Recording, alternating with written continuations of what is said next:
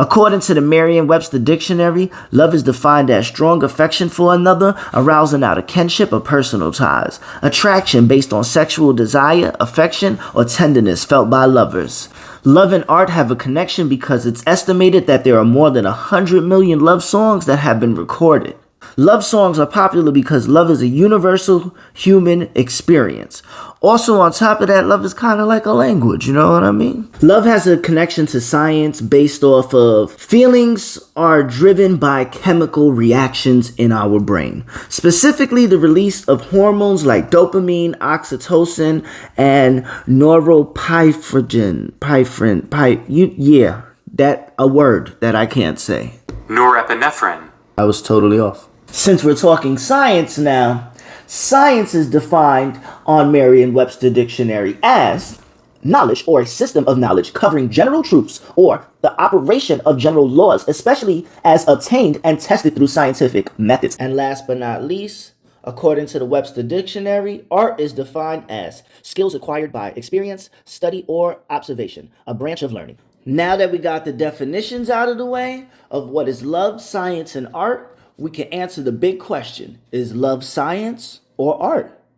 So let's dive into that. There ain't no love in it. It don't love you back. No, I feel you, A. I do, man.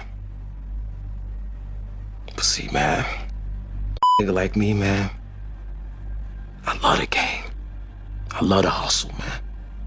I be feeling like one of them ball playing, you know, like Bird or Magic or something. Yeah, you know, when nigga got dough, a nigga could leave the league. But if I leave, the fans still gonna love me, man? That is from a movie called Paid in Full. In the movie, Mitch and Ace discuss their love and hatred for the drug game. Ace explains that he doesn't believe that there's no love in the game, and Mitch explains when he is in the drug game, he feels almost as if he is like a basketball player. And that led me to have a little short conversation with ChatGPT, and I'm going to share that with you right now. When Mitch is speaking about his love for the game, I want to explore what kind of love is that? Mitch's love for the game seems to be a mix of admiration and ambition.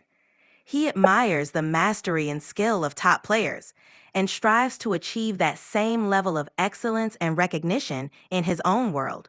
And this love is driven by dopamine and oxytocin in his brain, leading him to believe these things. Yes, his love and passion for the game likely trigger those feelings of reward and connection. The rush of dopamine and the bonding aspect of oxytocin might make him feel more deeply connected to his ambitions.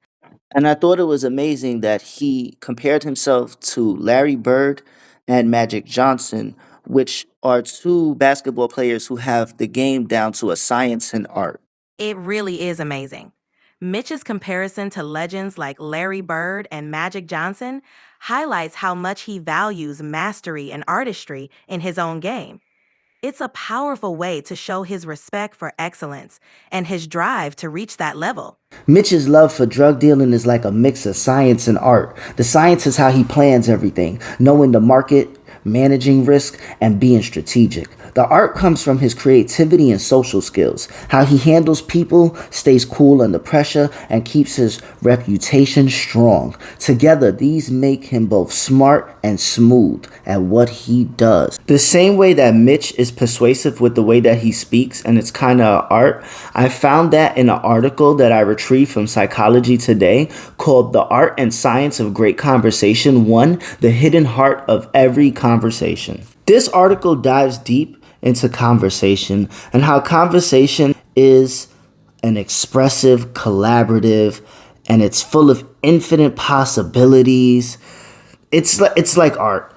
Art brings people together, creating something beautiful and meaningful in the moment. But here's the thing that the article brings up the most. Face-to-face conversations are being replaced by texting, which is like trading masterpieces for a sketch.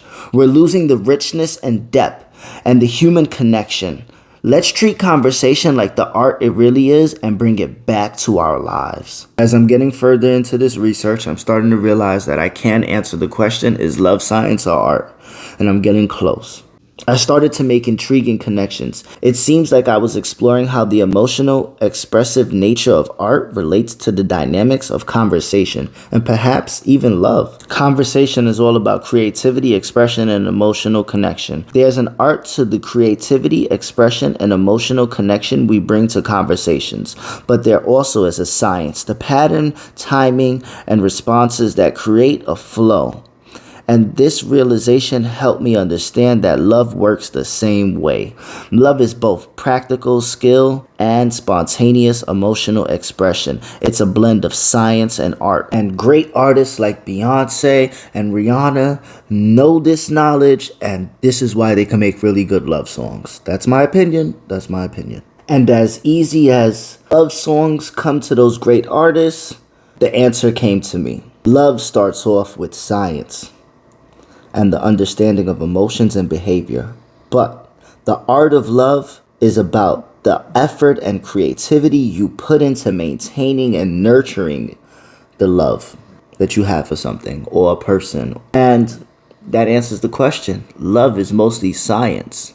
And then, if you work hard enough, it could become art. But it's mostly science. It starts off as science, so I'm choosing it to be science, all right? And to back that up, I have an article by Dana G. Smith on the New York Times, and it is titled, What New Love Does to Your Brain. This article explains how new love affects the brain, triggering intense emotions, focus, and cravings, similar to addiction. It's also explained in the article that romantic love, it's based in the brain region, linked with drive, with focus, with motivation. This type of dopamine activity may explain why, in the early stages of love, you have the irresistible urge to be with your beloved constantly. The last article I would use to prove my point is How Love Changes Our Brain by Hope Reese. The article highlights how love impacts the brain and body through neuroscience. Dr. Stephanie Ortega,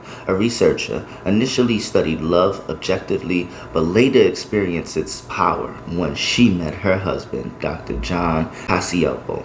It is explained that love triggers chemicals like oxytocin and norepinephrine. That word I can't say, which creates feelings of connection, excitement, and even physical changes like a faster heartbeat or flushed cheeks. It's also noted that love can fight loneliness, which is damaging to your health, as smoking is. This article talks about love as science by focusing on its measurable biological effects. It describes how the brain releases specific neurotransmitters and hormones, showing that love isn't just abstract emotion, but a physical process rooted in chemicals and biology. These scientific mechanisms provide evidence that love shapes our bodies and minds in tangible, predictable ways. And I hope I was able to answer this question. Is love science or art for you? And you could see love more as a science, and within that science there is an appreciation for art. I hope that I showed all of that in this presentation and it makes a lot of sense. Thank you for listening. I want y'all to have a wonderful day.